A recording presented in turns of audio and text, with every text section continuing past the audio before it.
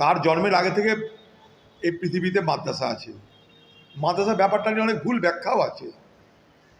যে সমস্ত কথা বলা হয় মাদ্রাসা সম্পর্কে, সেই সমস্ত কথা তো ঠিক না। কোথাও কোনো ঘটনা ঘটনার কথা বলছি না। অনেক মন্দিরে অনেক দুর্ঘটনা হয়, অনেক মসজিদের দুর্ঘটনা হয়, অনেক চার্চের দুর্ঘটনা হতে পারে, অন্যায় হতে পারে। কী করা যাবে? তার জন্য গোটা ব্যবস্থাটাকে আমি কলঙ্কিত করতে পারি না। কিন্তু মাদ্রাসার প্রয়োজন নেই, সব উঠিয়ে দাও, এই কথা বলার অধিকার তসলিমা নাসরিনকে ভারতবর্ষের মানুষ দেয়নি, ভারত সরকারও দিয়েছে কিনা জানি না, আমরা কেউ দিইনি। তসলিমা নাসরিন তার মতো করে থাক, কিন্তু কি করতে হবে না করতে হবে, কোথাও রাখতে হবে উঠাতে হবে, এই অধিকার তসলিমা নাসরিনের নেই।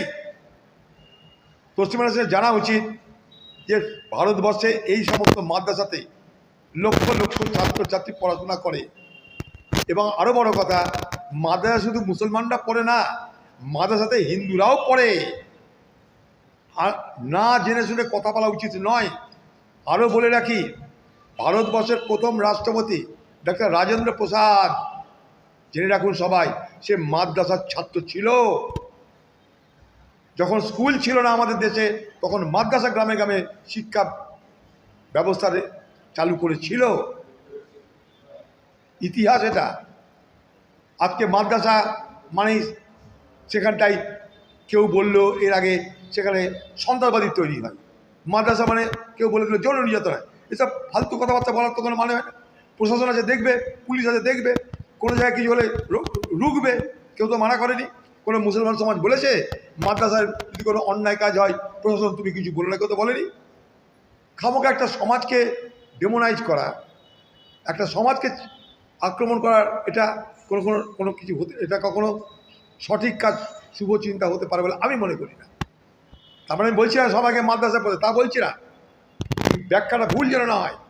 কিন্তু মাদ্রাসা মানেই সব অন্যায় হয়, বাজে কাজ হয়, এই হয় তাই হয়, এই ধারণা কিন্তু প্রচার করা হয়। মাদ্রাসায় প্রচুর হিন্দু মুসলমান একসঙ্গে পড়ে, আমি নিজে দেখেছি। আমি মুর্শিদাবাদের মানুষ, এখানকার বহু মাদ্রাসা আছে, হিন্দু ছাত্রছাত্রীরা পড়ে, আমি নিজে দেখেছি। আমি দেখেছি তো কী করব। গরিব গরিব ছাত্ররা